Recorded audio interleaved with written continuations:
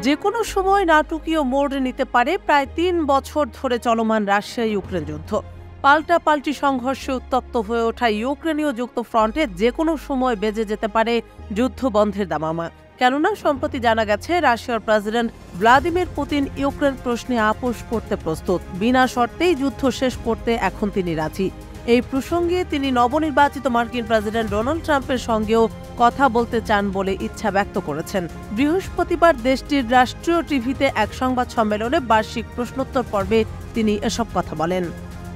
প্রতি বছর রুশ প্রেসিডেন্ট সরকারি টিভি চ্যানেলে একটি প্রশ্নোত্তর পর্বে যোগ দেন। শুক্রবার সে অনুষ্ঠানে পুতিন জানান তিনি ট্রাম্পের সঙ্গে দেখা করতে চান। তিনি এও দাবি করেন বহু বছর হলো ট্রাম্পের সঙ্গে কথা হয়নি তার।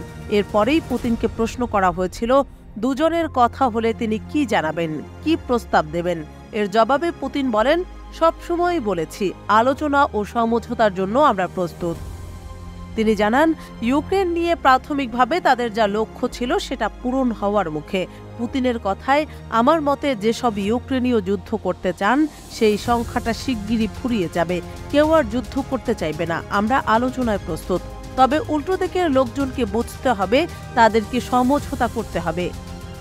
পুতিন আরও জানিয়েছেন ইউক্রেনীয় সরকারের সঙ্গে আলোচনায় বসার জন্য তিনি কোনো শর্ত রাখতে চান না। গত মাসেও তিনি বলেছিলেন ইউক্রেনের সঙ্গে আলোচনায় বসার আগে তিনি স্পষ্ট করে দিতে চান যে জমি তারা দখল করেছেন তাতে ছাড় হবে না।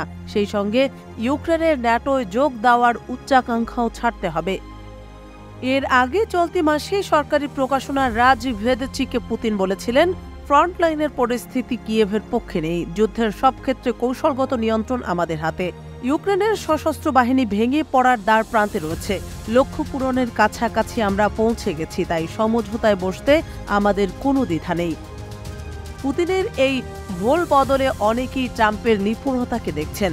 আমেরিকার নবনির্বাচিত প্রেসিডেন্ট ডোনাল্ড ট্রাম্প ভোট প্রচারের সময় থেকেই দাবি করে আসছিলেন তিনি ক্ষমতায় এলে যুদ্ধ থামিয়ে দেবেন। যে কোনো চুক্তি করার বিষয়ে ট্রাম্পকে বলা হয় স্বঘোষিত গুরু। ১৯৮৭ সালে তিনি একটি বই লিখেছিলেন, Trump the art of the deal. ফলে ট্রাম্পের বার্তা ও পুতিনের আশ্বাসকে বেশ অর্থপূর্ণভাবে দেখছেন কূটনীতিকেরা।